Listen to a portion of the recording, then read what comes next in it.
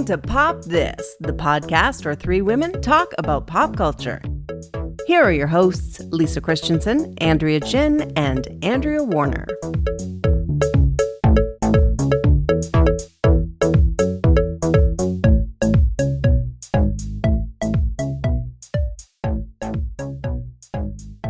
So I'm just going to start with a little bit of a rant, if you will. Go for it. Not that I haven't already done this before, but so I, like a lot of women, buy these things called denims. They're jeans. Denim jeans. Mm-hmm. And I've heard of them. I'm always shocked at how small they think women's hands are when they make the pockets. I cannot understand.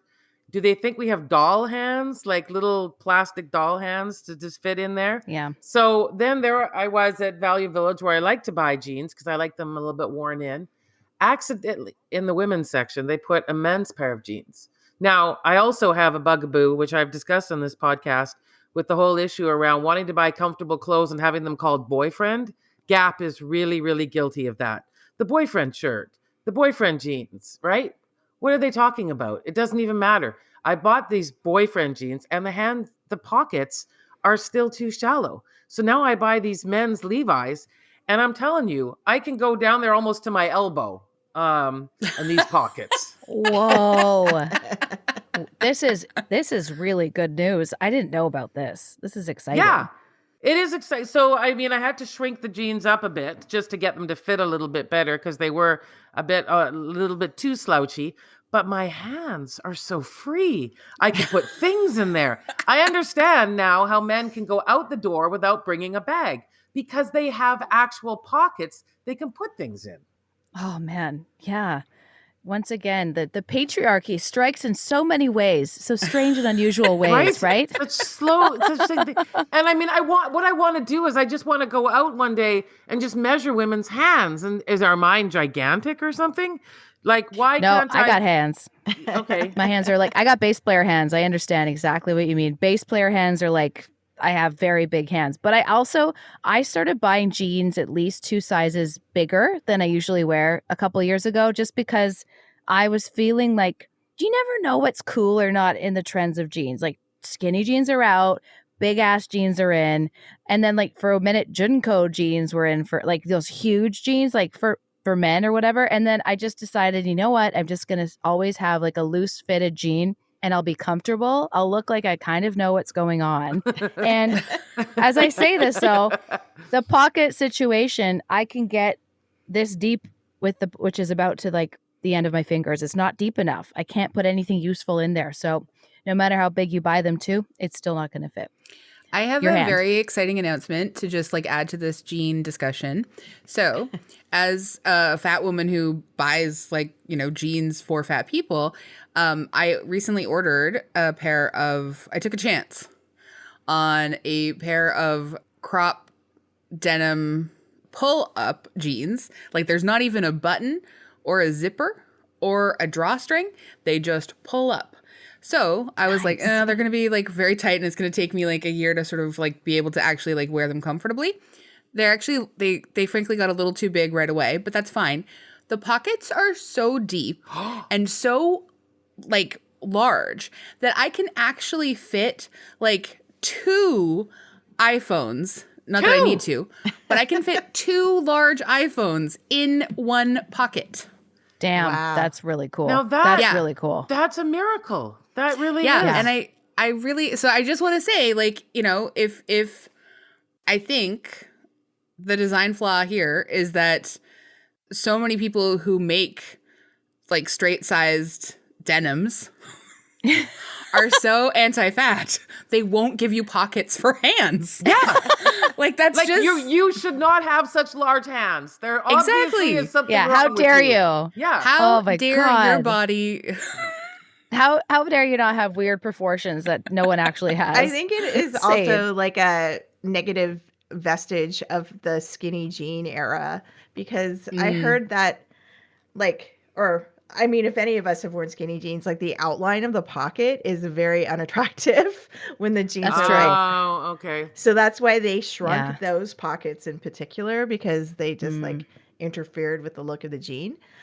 But You need a sleek outline. I guess. Yeah. But I think, like the world is probably moving towards more like non-gendered clothing. So maybe they'll I'm hoping there's be, like some non-gendered clothing. so they'll Yeah. like maybe jeans will just come in styles where you can just be like, I want baggy with big pockets and blah blah blah, and it'll just be a range of different kinds of pants. Well, I'm just telling you, I whole haven't felt spectrum. as liberated as walking around with my hands right in my pockets. Right I'm in the just pockets. walking around. I dropped my keys in there. I didn't even know where they were anymore. Like that's Whoa. that's really like deep. I forgot. I forgot that I had dropped my keys in there. Oh my God. This kind of makes a case for the cargo pant. I mean, really, we've been all sleeping on the cargo pant and it's just been sitting there with 8,000 pockets just waiting to be used, but we're still like committed to denims. What if they combine? I'm sure that exists. In fact, I've seen it. Denim, cargo, combine it. It's problem solved. One of my greatest pleasures that I ever had was a cargo skirt. When I was like Ooh. 20 years old, it was like the strangest fabric. It was kind of like almost like a tent fabric, and it had several pockets in also like so many places, and some of them were stupid places and some of them were very smart places. And I wore the hell out of that skirt for several years. Yeah. And cargo skirt. It was great. Yeah, I love that. It feels like we're all just kind of inching our way back to fanny packs, though. I feel like Yeah. fanny packs have been back I for a mean- long Oh, time. Yeah. Wow, Louise Yeah. actually has one. Yeah. I was going to go a step further, going, I know this is a huge fashion faux pas, but I have to say that the tearaway was actually a very clever design. You're out, Agreed. you've got your Yeah. legs covered, the sun comes out, just take the bottom of your pants off, right? And then you're set. Incredible. I actually had a pair of purple cargo pant tearaways that they were amazing, but I wore them to Hawaii on vacation with my family when I was 19 or something. And I got a photo back and I was sort of like shocked at how bad they looked on me. I was like, oh my God, these are not flattering. They look so bad. Well, I didn't. And kind of like, Isn't that awful when that happens? You see a Is photo that, of is that yourself? how it's referred to in your family? Oh, isn't that the year that Louise was into those purple tearaways? Yes, definitely. And I think they were from Le Chateau or something, as they always are. And That makes I sense. mean, That's classic. Yeah. it was classic. But at the same time, with this Y2K resurgence, somebody would have like known how to like rock, quote unquote, rock them nowadays, but certainly not me. I mean, this is a real tangent, but have you guys like, obviously we've all heard of color seasons Yes, for like I'm a what summer. color? I don't understand it. Like I can't I've been like literally obsessed with it. Every time I open up TikTok, the algorithm knows that I'm obsessed and it keeps showing me this stuff. And I'm like, what am I? I don't get it. And I'm starting to dream about it, but in like TikTok formulas, it's really haunting me. And I just don't get it. I don't Even know though- for sure, Louise, but I think you're an autumn. I would have thought Really? I thought the same thing. Yeah. Yeah. Okay, I'll go with that because I'm losing my mind. I'm losing sleep. I'm losing my mind. And it's like something about turning like I'm in my late 30s and I love being in my late 30s. I'm having fun, but there is certain colors that no longer work at all on me. It's like sometimes I look really ill and sort of like, what? Why? Like, what is this? I'm really fascinated by it. Do you think that's an age thing, or do you think it's just that you're now like? I think it takes some people until they're in their 30s to really finally find the foundation you actually have been meant to be wearing like Yes. the whole time. Like, Yes. it really took me until I was in my very early 30s to like nail that I don't actually even need a foundation. I just needed a tinted moisturizer. Absolutely. Same. It's totally Yep. not, it's not like literal age. It's not like years. It's Yeah, yeah. literally like knowledge of what, Yep. Trial and error. like Childhood era, when you're in your 20s, like I wore black. I still wear black all the time, but black and then black hair, and like sort of loved looking like a vampire. And nowadays I sort of I don't want to look like that as much anymore. So therefore I'm sort of being shocked at certain combinations that I used to wear. And now I look in the mirror and I'm like, wait a minute, I don't like this at all. It's like this knowledge of yourself. I mean, then again, I'm speaking wearing a baseball hat, a fanny pack, and a giant pair of headphones with a functional microphone. Like, I mean, I don't even know who I am anymore, so never mind. Well, hold on a second. You were talking about Y2K and tearaway pants when we were talking about that. It made me think about how, like, back in your Lilix days, like, yeah, do you still have fashion from those days? And are you going to bring it back if Y2K fashion is coming back? Oh my God, Andrea! If only I had kept. There's 3 things I can think of that I wish I had kept. Actually, there's a lot, but I'll start with 3. Number 1 is this skirt I got in Tokyo that was really cool, actually. It was sort of like a black and white sort of plaid skirt, and it was elastic band waist, so I loved that. It was very comfortable, but I used to wear it over top of bootleg jeans, and they were always just like horrific blue, like not a cool blue, and Converse. So it was like tank top, Tokyo vintage skirt, and then bootcut jeans, Converse, and then like some sort of horrific like hair situation. But I think now that would be kind of cool. I don't think I could pull it off anymore, but I think I do wish I'd kept that skirt. And also I had a pair of cow print clogs, which were very cool. Yep. Very, very cool. And I don't know what happened to them. And there's a lot of stuff. Like Lilix had a designer make us something for the Juno Awards in 2004. And I was so into my goth phase. I was really into like gothic Lolita, like Japanese version of like gothic style. And I wanted to somehow like channel that. But it kind of like, I don't know, I can't tell if it was bad or like I'm nostalgic for it, or like I just have no idea if it was bad or good. I don't think it was good though, but it was it was a corset. The corset was cool. The corset was a sort of like dark denim corset with a sort of like indigenous pattern of a spider on it, which was made, I believe and I hope, by an indigenous person at the time. And on top of that, I wore a big blazer I found in Cranbrook, BC at Twice as Nice consignment store. So that part was like, I would still wear that today. And then I had this huge lace skirt. It was just like layers upon layers of black lace.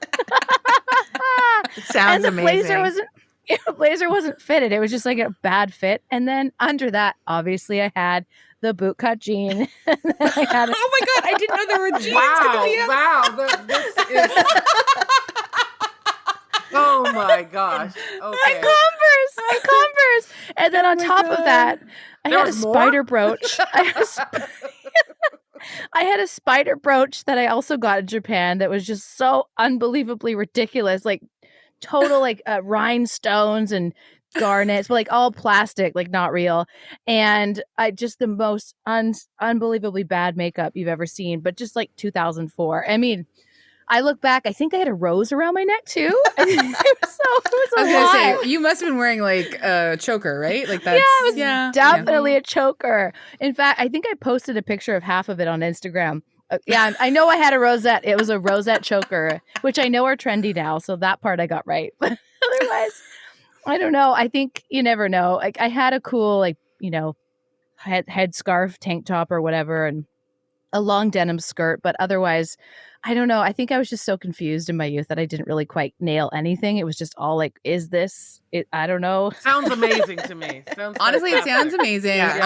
I actually now I'm thinking about like so the movie that we're going to watch, like I'm thinking about because I had never seen it. And I realized this is the 20th anniversary. It came out in 2003. And as soon as I saw Amanda Peet's white jeans. Yes. I thought, okay, this is accurately reflecting. Yeah. What, and especially that opening Sex and the City sequence of like just a bunch of women marching through New York looking, stunningly dressed and rolling up in the club and like just really tight bootleg denim and low cut. Yeah. Don't forget the song Butterfly by Crazy Town. I will never forget the song Butterfly by Crazy Town. And as soon as it started, I thought, oh my God, what have they done to us? You know what's ironic about that is I don't even know if I should tell this story, but I will anyway because it's been a long time. When I was a teenager working at Cherokee Studios in Los Angeles, which is a studio that a lot of amazing people have recorded at Lilix, no, I'm kidding, but like Fleetwood Mac and like David Bowie recorded part of Station to Station there. And when we were there, we saw Rod Stewart. He walked in. We saw the Pointer Sisters. Wow. And Elliott Smith came in, and we thought he was a homeless man, and we got scared. Oh. And he was very kind. It was like more like 15-year-old me didn't know who that was, but now I do, and now I really appreciate it. But also, Crazy Town Boy came in, the singer from Crazy Town. And he would come in all the time, and he may or may not have shared his email and his phone number with us, wanting to hang out. Of and course. We were 15 years old, obviously. But I think like I don't know why it was creepy, but it was just more like we could tell there was something else going on. Like there was a sadness in his eyes. So I didn't really feel like this guy is terrible. I was more like 15-year-old me is like, what's wrong with this man? Like, why would he do this? And then we'd see him doing these, we call them loser laps, when like someone drives a car by, really loud speakers, like, windows down, system up, like just drive around. There was a lot of that going on. So we loser just laps is such a vicious, perfect, like a teenage on. Yeah. It's very teenage, and it was very of that era. So when I hear that song, I think of that. I think of my time in LA being 15, wearing my low, big denim skirt, and then like Crazy Town Seth coming in and me being like, what? It's a really weird moment in time for me.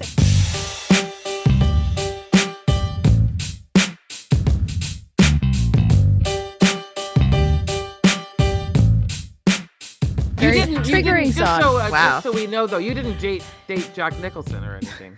No. Save it for after we do the introductions. That's when I want that dirt. Yeah. Let's introduce ourselves. I'm Andrea Warner. I'm Lisa Christiansen. I'm Andrea Gin. I'm Louise Burns. Yay! And you're listening to Pop This. We're so excited to have Louise Burns with us today. And if you have not guessed yet that we are going to be talking about the 20th anniversary of Something's Gotta Give, then I'm sorry, you, like me, up until 3 days ago, had never seen this film before. Yep. Wow. I'm shocked by that. Yeah, me too. Yeah. Well, I'm not shocked. As a person on this podcast a lot, I am not shocked. Right. Yeah, of course. Yes. I will say, like, as a unfortunate Jack Nicholson apologist since I was like 11, I have had affections for this man. It's become, obviously about 20 years ago, it became more problematic. Maybe even 15 years ago came as I began to understand more about him and his things. It became harder, but God, 12-year-old me watching Terms of Endearment for the first time, falling absolutely head over feet for like a 50-year-old man seducing Shirley MacLaine and them falling in love. Loved it. Loved every second of that. Yeah. Those eyebrows, man. This was harder. But I can't wait to talk about it. God, you guys, I am glad that I have now consumed this film. Yeah. And I am actually resentful of some of the things that it made me feel. We'll get to that. We will. AG, would you like to introduce Louise? Yes. Officially. Although now everyone understands that she was creeped on when she was 15. So how much more you need? Yeah, like what a connection to this movie, by the way. I know. So many good connections to this movie. And amazing clothes when I was 15 too. Great style, great stories about being creeped on. All this checks out. Yeah. Louise Burns is a veteran of the music industry and got her start at age 11, co-founding the band Lilix, and was signed to Madonna's Maverick record label at age 15. She hasn't looked back since. Now she is an in-demand collaborator, an acclaimed solo musician, and a producer whose credits include Jody Glenham, Hotel Mira, Haley Blaze, Molly Annell, and Michaela Slinger. She has toured extensively, including performances in Australia, India, China, Japan, Mexico, and Europe. In April of 2023, Burns released her fifth album, Element, a trip-pop-inspired homage to oceanic feelings and creating your own sense of peace when the world around you is crumbling. She is a bit new age these days, and that's okay. I have to say, I've listened to this album, and I love it. It's just agreed. Thank you Very much. gorgeous. So great. Yeah, so Congratulations. Thank you Yes. so much. Thank you. But Appreciate also, it. B, what I was going to say, that given all the stuff in your bio, like, you're obviously sophisticated woman of the world.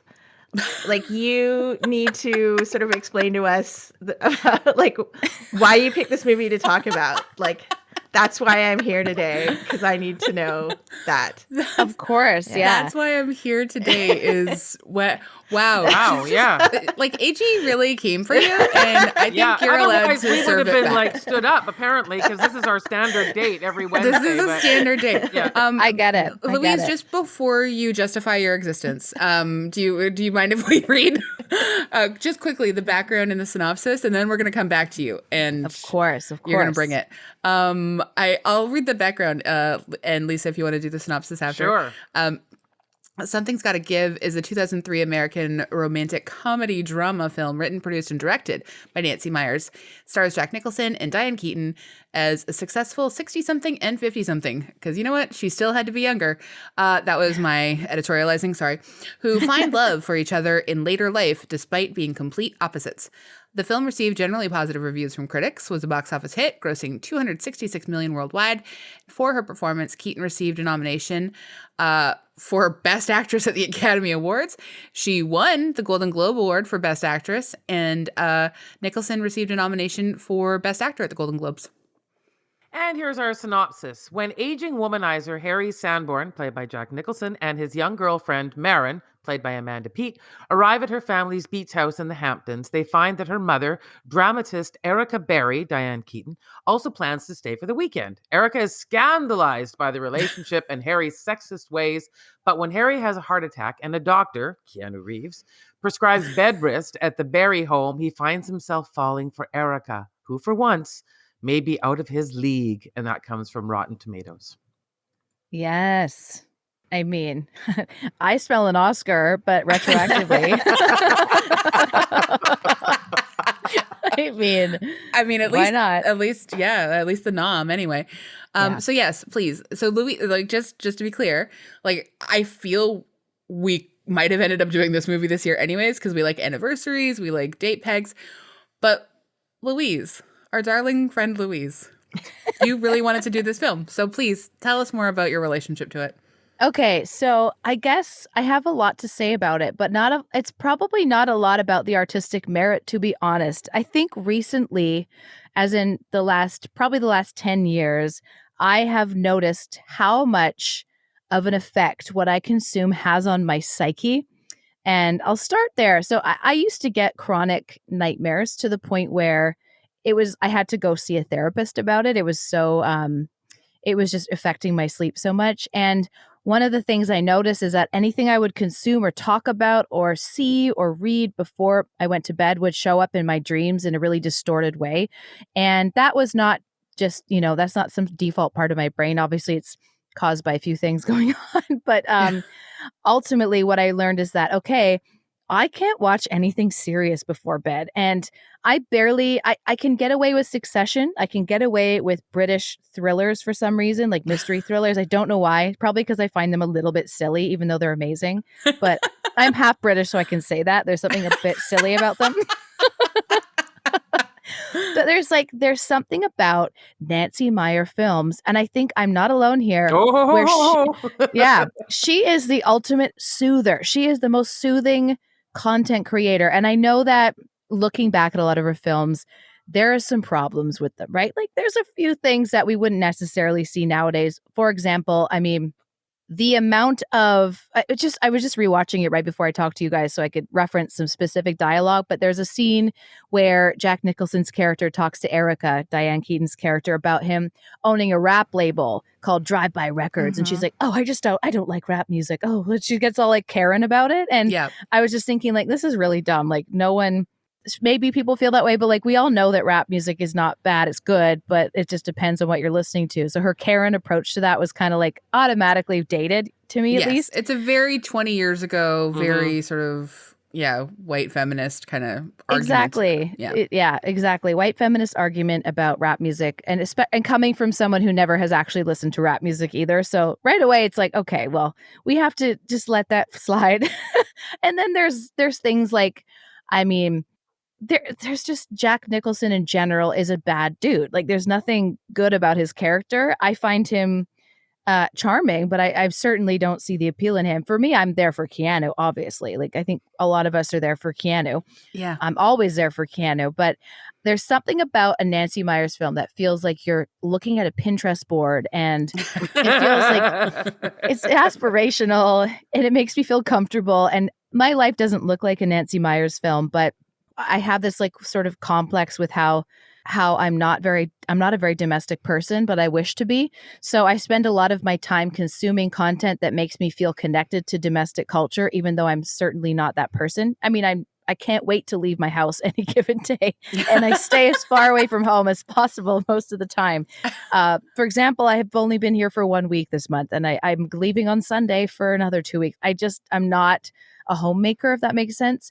At this point in my life. Like, I know it's like I have an interest in it. Obviously, I'm trying to like gain this momentum in my life towards it. But I find watching Nancy Meyers films feels like, again, it's the ultimate soothing content. Nothing bad ever really happens. It's kind of like elevated Hallmark, if you know what I mean. Yeah. And even I've just gotten into the world of film and television composing, and a lot of the conversations around the kind of music that you do write in score for things like romantic comedies and Christmas and anything like feel good. A lot of soundtracks that are referenced are Nancy Meyers films, which are Hans Zimmer collaborations. So there's kind of like this, it's not like it's fluff content, but there is substance to it. And there is like, I mean, I've never walked away from a Nancy Meyers film feeling seen or anything. Like, I don't think they've ever captured. It's not like watching, like, I don't know, some like Wim Wenders film from the 80s where everything feels like, oh, this is like yes. But for her films are just really, I don't know. It's kind of, again, going back to even what my whole inspiration has been lately is just how do you create your own world of, how do you like fix your brain temporarily when you're feeling chaotic without sort of depending on anything substance related or anything that's particularly negative, or I don't know. How do you control your environment? And Nancy Meyers helps me control my environment. Wow. So I'm really into, and my dog loves watching that with me. Loves it. But just that and Baywatch. We love Baywatch and we love Nancy Meyers. But just to clarify, the Venn diagram there is actually pretty. Yeah. Sorry, AG. Soothing. Did you watch this film for the first time as an adult, or did you do it as a younger person? I watched it as an adult for sure. My friends, a group of girlfriends and I, we have we just have this obsession with Nancy Meyers films, and we reference her all the time. We try to recreate like dinner parties. Like, we love her. And it came up probably in my mid-20s when I started watching with detail The Holiday, Something's Gotta Give. It's complicated. I mean, Father of the Bride. Can you imagine a more soothing thing to look at? It's just like big plush couches and floral. It's just so like my grandma's house in the 80s. And it makes me feel so calm. I think it's some sort of direct nostalgic connection. And like, you know, I'm not watching Something's Gotta Give for the same reasons I would watch something like, I don't like Wings of Desire, which I can't think of a more opposite film. And it's just like totally different, but it's for a purpose for me. It sort of takes me into the place I need to get to feel like I can go to bed or I can like relax. Like, you know, on a Sunday, if you've had a busy week, you want to just kind of numb yourself a little bit and but not in like a super unproductive way. You put Nancy Meyers on and you do some chores or whatever. I find it just really soothing. That's really it. It's really it. What makes me think of, as I remember, I think we're coming up to the 10th anniversary of Girls, which is wild. And I remember a scene where Lena Dunham says to the guy, "Oh, you have a Nancy Meyers kitchen." Yeah. And I remember thinking that was so funny that she would reference that.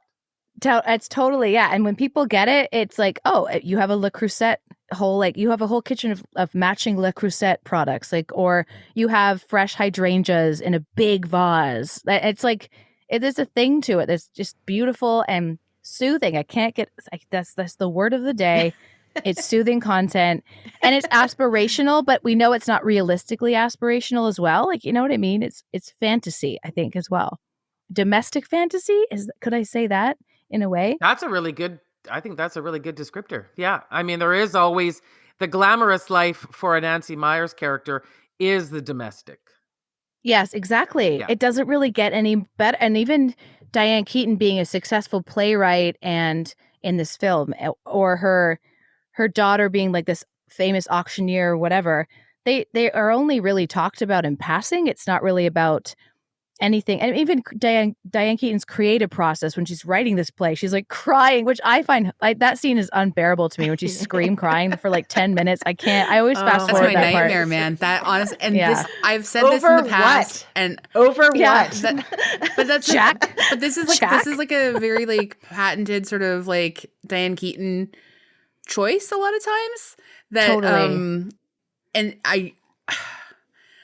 I've wrestled with, is it my internalized misogyny? And no, I think maybe partly, but it's also that performance of heightened hysteria as comedy that I cannot handle. Yeah. I read so many reviews where this movie was like, the scene where Diane Keaton is crying is the funniest thing I've ever read I've ever watched. And I'm just like, no. We have different ideas of comedy, and I guess that's okay. The only person who has a right to cry in this movie is Julian. Keanu Reeves.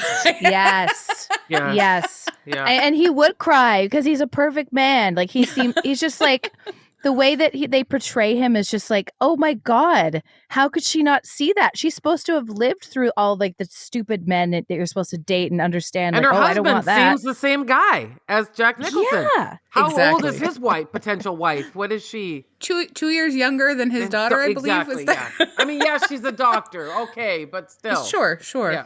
It's like very much like these midlife crises are like her sort of like bad characters or villain characters are sort of representing this sort of like not fantasy. It's like, it's a nightmare, I guess, that everyone is grown up to fear. Like, one day your husband will leave you for a young woman if you don't do this and this and this. Like, it's sort of like playing into that, which I just don't pay attention to that part. Like, I really watch this for surface reasons only. Well, I don't think they're even doing that with this, because she wanted to be done with him. Like, she's still friends with him. He still directs her plays. Like, they seem okay. Like, her daughter's one having a crisis about the age of this like new bride, and like, and I like that.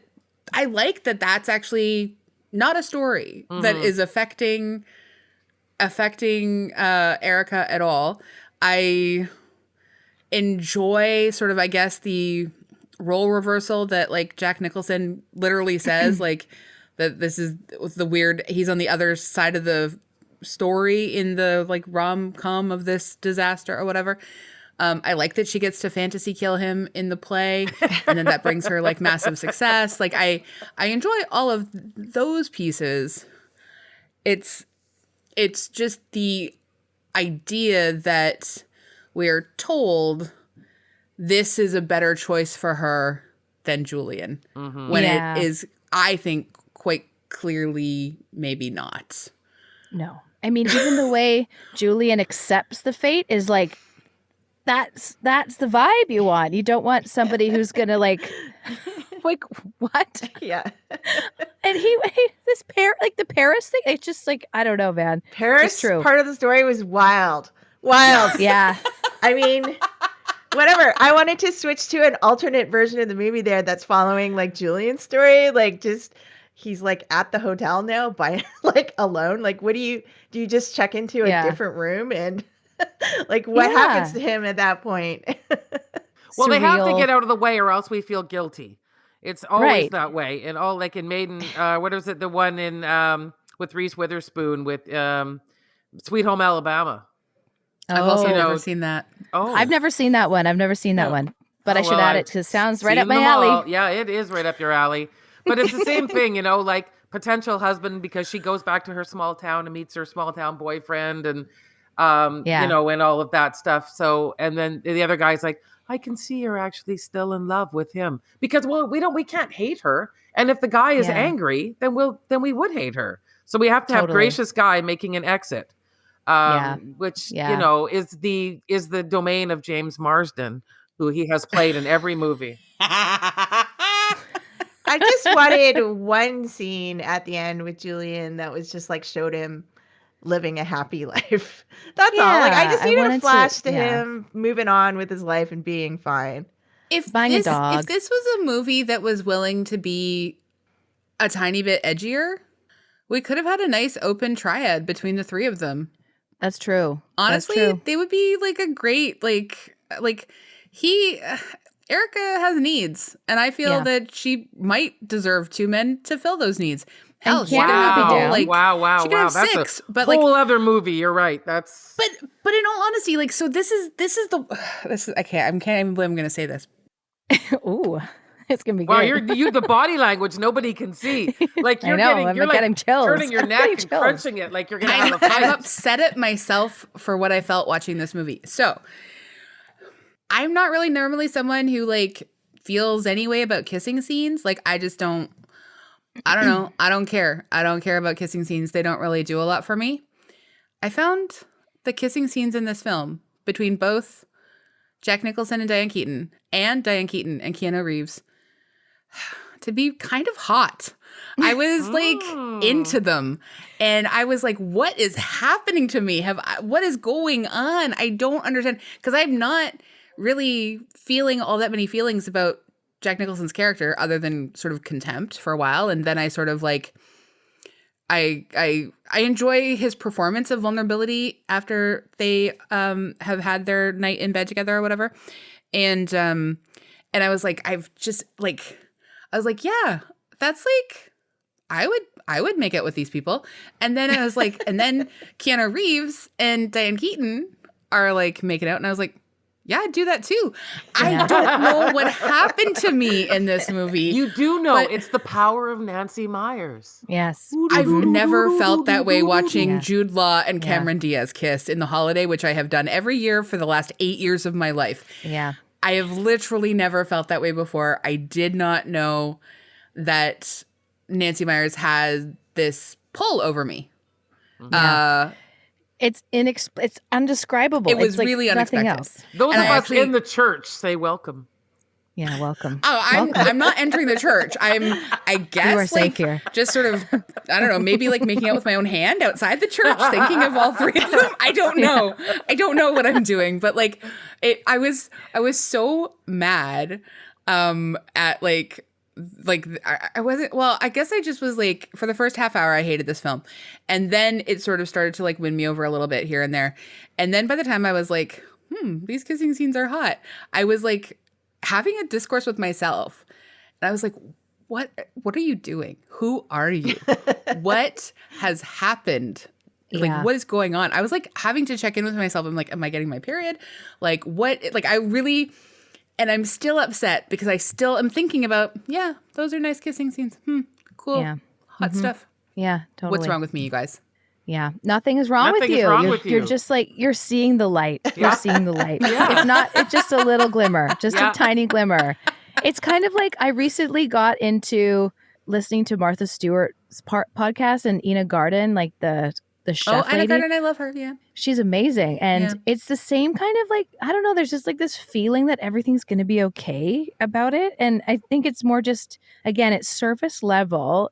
I don't think I've ever really remembered much about a Nancy Myers film other than just like the basic plot lines, because there's an overall feeling of like comfort and safety in them. And I think that's an underrated genre of, as long as it's like unproblematic and has a little bit of I guess, like legs in terms of like being still relevant to the day in which you're watching it, because some movies don't age at all or like age very poorly. Yeah. But there's something really underrated about watching whatever that is for you. For me, a long time it was just like John Hughes films. That was like my biggest comfort watch, and it still is, though they have a little bit of, some things are not quite great about them nowadays. Some things got real stale real fast. Yep. It's weird how racism does that, right? Like it's just it makes it it's basically like it no longer has the feeling when you have a bit of perspective on that stuff, and you get older and you realize, life is not like this, nor should it be. But there's something about the Nancy Meyers film genre, a lot like Baywatch, which I've been watching a lot lately. Honestly, this podcast has had so much Baywatch content the last month. We it's just weird. talked about Pam Anderson. Yeah. I love her. I love her. She's amazing. And Baywatch reruns are, I tell you, I have Where the do you watch Samsung them? TV. Samsung TV, there's a free channel. I don't know. We don't pay for it. I don't know why it's on there. Oh, because I put it on. I have no idea where you'd see that. It's amazing. It's amazing. I put it on every weekend, and it is the funniest stuff you'll ever see. It is so funny, and the films, like the score, the actual theme song is insane. Like the piano player's just going to town. It's so funny, and the acting is bad. The extras are awful, but that's why I love it, because it's just like, it's not trying to do anything. It's just being itself. You know what I mean? I really love content and art and whatever medium people who just like are themselves with no awareness of what they should be. Yeah. They're not trying to do anything. They're not trying to be a David Lynch does Nancy Meyers or whatever. Thank goodness. I could do it without David Lynch movies until I die. I'm fine with that. Yeah. AG, this was your first time watching this. Tell us. Well, how was this experience for you? Okay, so I realized early on that this wasn't, a movie made for me, but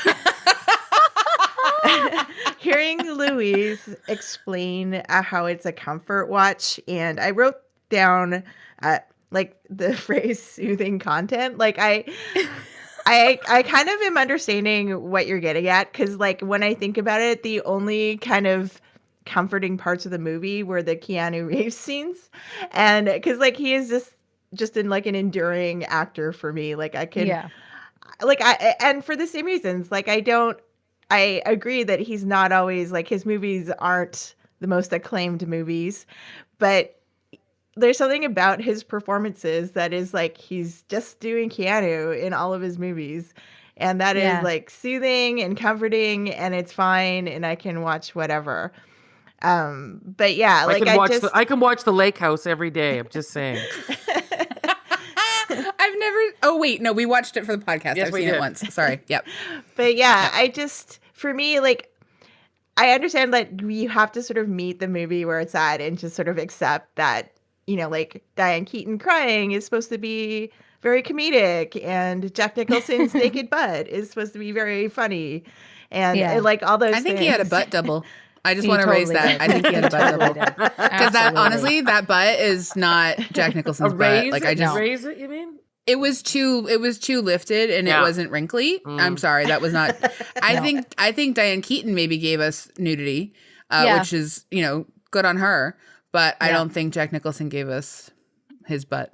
No. Yeah. But he's not brave enough. Sorry, I didn't cut you off. Well, yeah, I know. I just like watching it, I was just preoccupied with all these things. Like Jack Nicholson's character is like, there's no way he's a hip hop mogul. Like, that is so implausible. Like Diane Keaton, like her character. Have you seen Clive Davis? That's true. Yeah, but he's like not really like a hip hop mogul. Like but there is some hip hop in his canon. Sure. Yeah. In his, but I just like, I don't think of Clive Davis necessarily as like, I felt like they were trying to tell us that Jack Nicholson was like, I can see them trying to style him as Clive Davis, but like, I thought, I don't really buy this. Like, this is, it just doesn't fit. He did not seem to actually care about music at all. No. Like what he put on one Marvin Gaye song to seduce a woman 40 years his junior. Yep. And then he had a heart attack. Yeah. Spoiler alert. Spoiler alert. And then I know, Yeah. like, I, like everyone else, am seduced by the beautiful house. And just like, I actually spent most of the movie just a little preoccupied with, like, how much time Yeah. must it take to curate that thing? Like, all those perfectly Right? stacked Yeah. magazines, those books. Like, Yes. she's a playwright. I would imagine she doesn't have time for that stuff. Like, she's. Yeah. She has help. She can afford Which is it. why Yeah, we it's- did not Yeah. see the Yeah. domestic help We that did helps not. fulfill the Yeah. domestic You know it's fantasy. around. Yeah. But Yeah. like, I would Yeah. imagine her, even if she had help, that she would have a more messy life.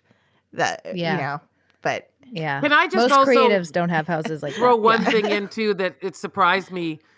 I've seen it many times, but rewatching it again was just that at 20 years ago, we were really very careless with Frances McDormand, weren't we? what is And she yes. doing in this Yes. movie? She already Why had an Why is she Oscar. here? She I know. already had an Oscar. I don't know. What- It's just- What it is Why she was she related to there? Nancy it's like, is she Myers? friends or just wanted to be in a Maybe they're cozy movie or friends. what? I don't know. Maybe they're Totally. friends, Maybe yeah. it was like maybe it Yeah. was a great deal. Like maybe she was like, I'll put you up in a beautiful Hamptons mansion and you can have white wine every day. Like maybe it just seemed like a great vacation or something. Or a paycheck.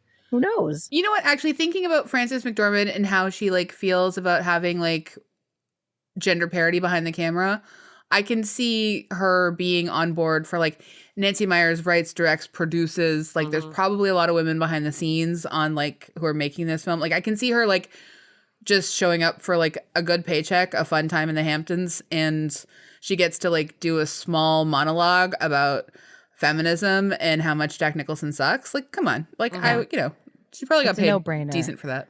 You bring up a good point though, because I know 20 years ago, even nowadays, it's hard to see women in film getting the opportunities they deserve. And I think a lot of the reason is probably because at least, I mean, I think it's pretty obvious. Studios probably said to Nancy Myers, if you're going to make this movie, it needs to be female centric. And then they told her what their idea of that was, which was like hitting all these sort of like marks that they thought women would want to see. Whereas I think Killing Eve is really more of an example of what I think women probably want to watch in terms of like female-centric content or whatever. But for some reason, I feel like there was probably the brilliance, I think, of Nancy Myers is she is able to make these big blockbuster films, being a female director and producer and writer. Like it's pretty rare you get to see somebody. I know they exist. There's tons of them out there, but it's not often they get that opportunity. So I'd imagine there was probably a little bit of like bureaucracy in what had to be in the film and what had to be left out and what had to be the main focus. And, you know, these rewrites, I don't really know much about the way, screenwriters, we all know they're getting totally screwed right now. That's why they're striking. But like, I could imagine how frustrating it might be for somebody writing, even someone like Nancy Myers, a film that she's probably got a specific vision for, probably like more Nora Ephron influence than she's allowed to be. And then the film studio is probably saying like, okay, but we got to make sure she's giving this like archetype of like, you know, unreasonably unconsolable woman at some point that we can all laugh at because that's funny or whatever. It's interesting to think about when you really kind of put a bit of time and perspective on what she probably had to go through at the time as being Nancy Myers. Well, I mean, she is a producer on it. So like, I mean, she's got Some say. She's got Yeah. some say and stuff like that. Yeah. I think I agree with you. Like, I think that is interesting, and I think that that's something to keep in perspective, especially because of how it was. This is only her third film that she had the opportunity to direct. Yeah. So she starts with The Parent Trap, which is ostensibly like a film for teens or kids or whatever, a Yeah. family film, which is something that like. Of course, that's like the opportunity that she gets, you know, fine, whatever. Then Yeah. she has to do What Women Want. Oh yeah, that one, And yeah. With Mel she Gibson. did not write it, Yeah. but she Yeah. did direct it. And I think that's kind of interesting. Yeah. And then she gets to like do all three for the very first time in this film. Yeah. Yeah.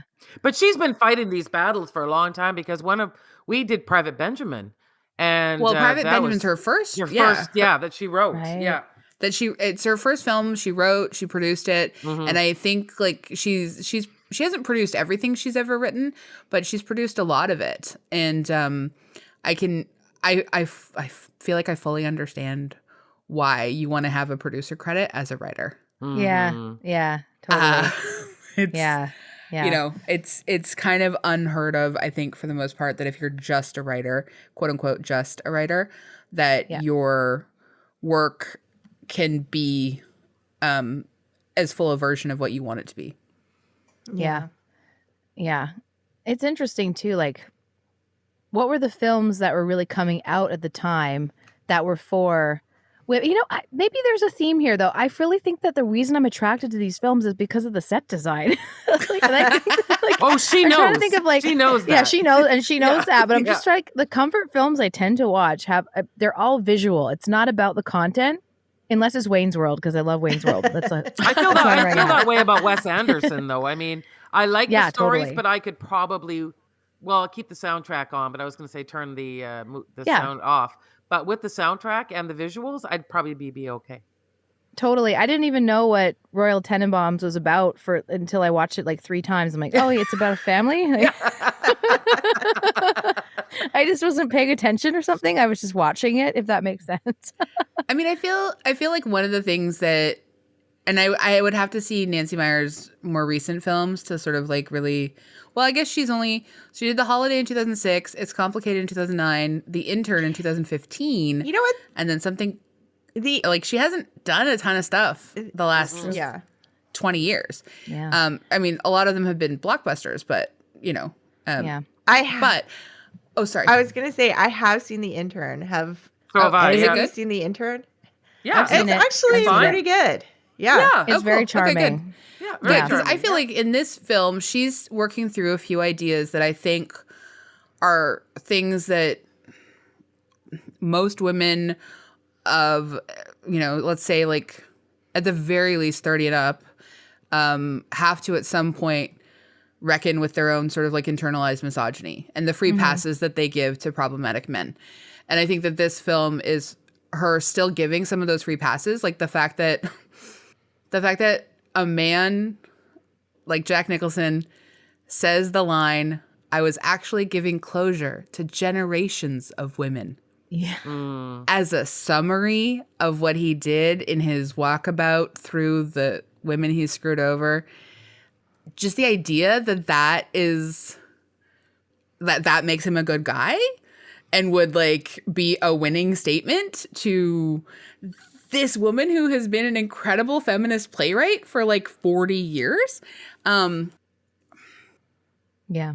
I want to say that that's a line that like after 20 years later, you might think as a writer, you know what? I'm past that. Yeah. I'm past that now. I don't need to like give men cookies in my scripts anymore for like the mere act of like seeing women as human. Yeah, but the line is there. It doesn't mean like he's not reliable as a character. I mean, he's giving a line. It doesn't mean we need to accept it. No, but the important part is Erica accepts it. Well, yeah, and but yeah, we don't. But that's what I'm saying. Like we know better. Yes. But what I'm saying is like Erica accepts it, and that has to inform our understanding of what Erica actually thinks is acceptable behavior by a man, a grown man. Yeah. Who's also 10 years older than her.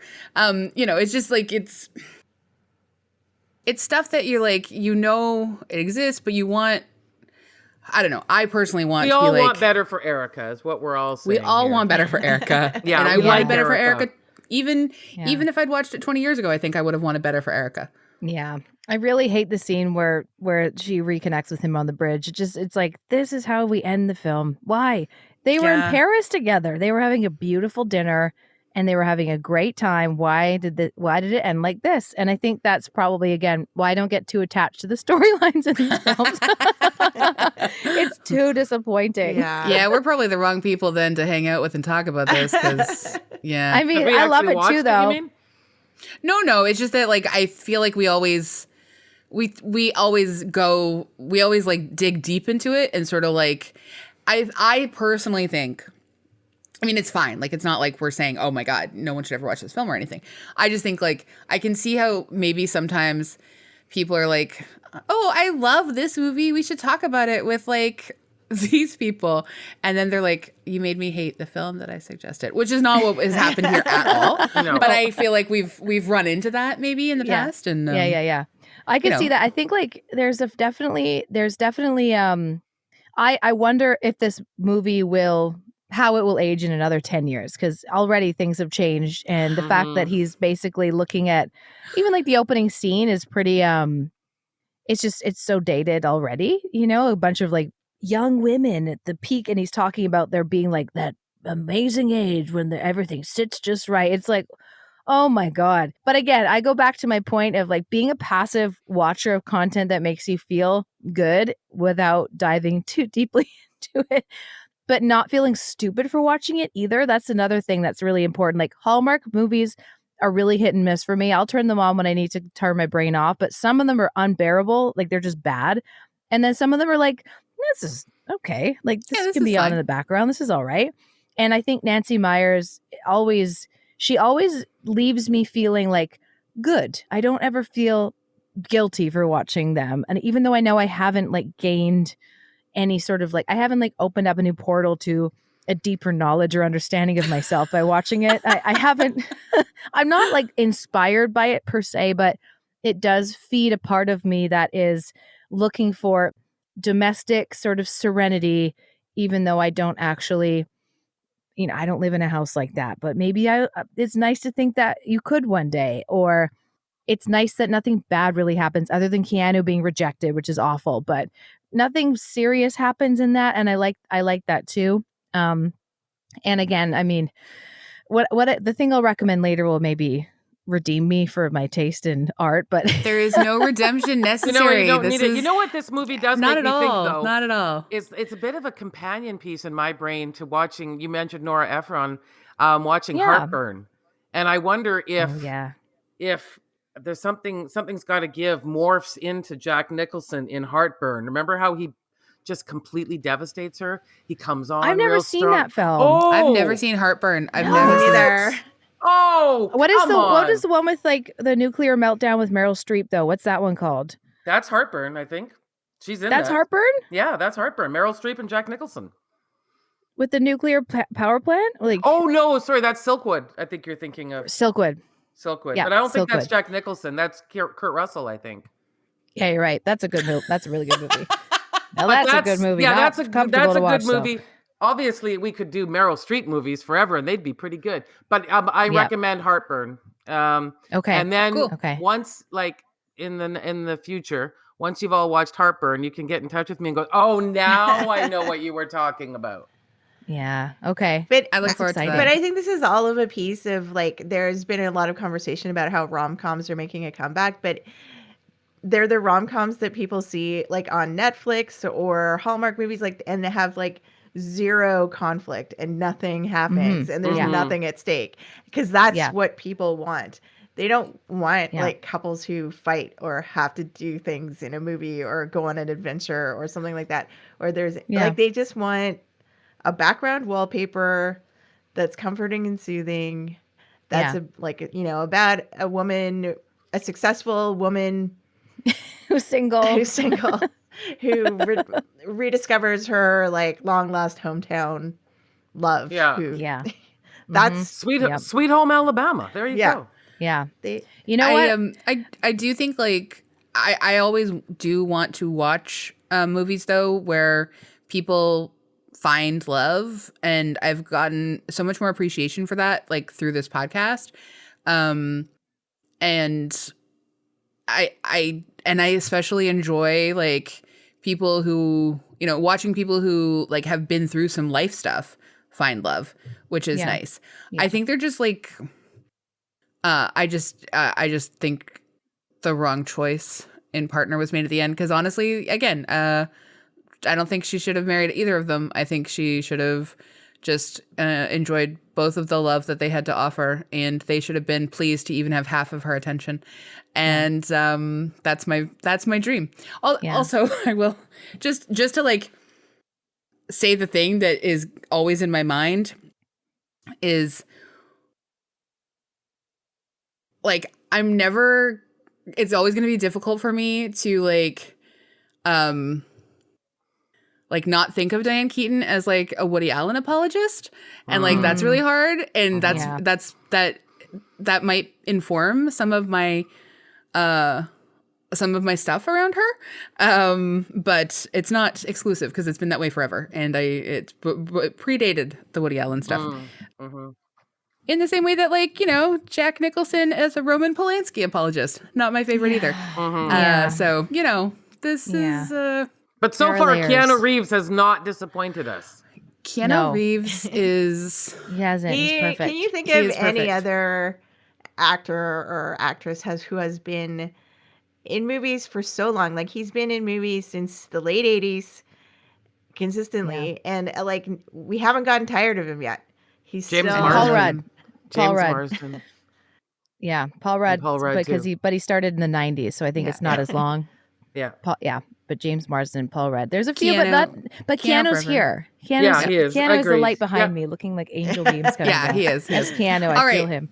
So we got to wrap it up because we've been going a little over, but that's Over great. budget? Does something's got to give? Does it pop? Hell yeah.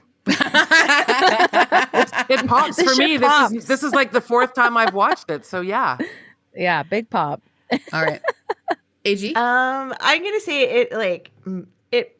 If you're a Keanu completist, like, and he's Nice. I actually agree with like, that. He's made I like agree with almost that. 80 movies now in his career. Oh my god. If you're a Yeah. Keanu completist, watch it.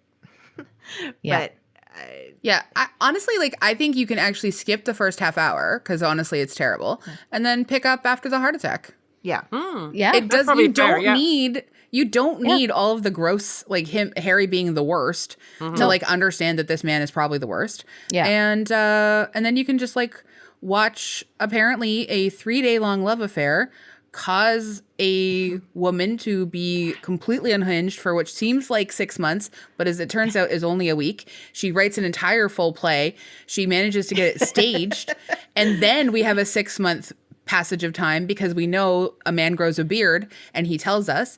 And then it's great. And then another year And then passes, Amanda and Peet has then enough time to have a baby. So has enough time to have a baby. Right. And if Yeah. that's the idea that like the ultimate fantasy is to domesticate a man from his like ill-gotten ways of having numerous sexual partners, which is like, I don't know, I've got issues with that too. Me but like too. just that Ugh. he's so happy holding a baby. He has a grandchild of the woman that he used to want to have sex with, who's now his stepdaughter. Okay, when And you this is talk his like that, step-gran- it's gross. So Sorry. let's just Sorry. at the kitchen. Okay. Okay. This movie is difficult, but I will give it some pops. And yes, if you're a Keanu completist, watch it. plus Yeah. I am a little interested in the chicken restaurant because Yeah. in Paris. 'Cause Yeah. My friend the has way been. she described it made it sound so good. Yeah. It My does sound friend has good. been there. In fact, I think I have been there too, but I don't remember because Paris equals wine, many of it. So I don't really remember, but I know that my friend has been there and she had a very romantic dinner with her, who became her husband after that trip. It was very romantic. So I know that it really like clocks in that restaurant. It's like a good one. It's Wow, a good good one. to know. That's really nice. Yeah.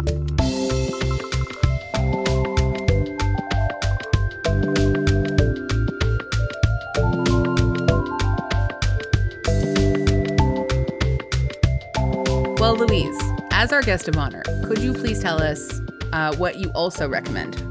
I would say Baywatch, but I think we've already chatted that. I mean, like, just give it a look again. It's pretty good. I've been preaching that I've been singing the praises of the Dark Crystal Age of Resistance for about 3 years since the beginning of the pandemic, and I feel like no one's listening to me. It's so good. No one is listening to me. The Dark Crystal, the remake, is incredible. It is.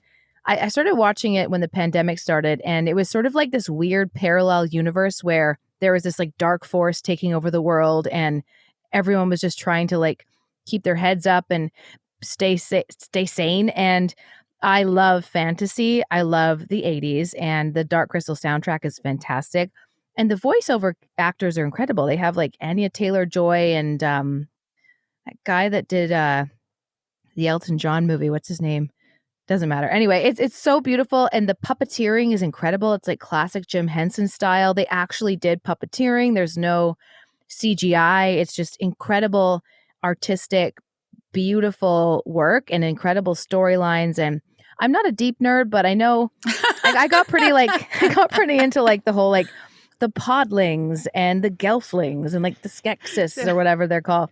And I just got really into like Googling them. And I did learn an interesting fact, which is that the babe from Labyrinth, you know, the David Bowie movie, you remind me of the babe. What babe? Yeah.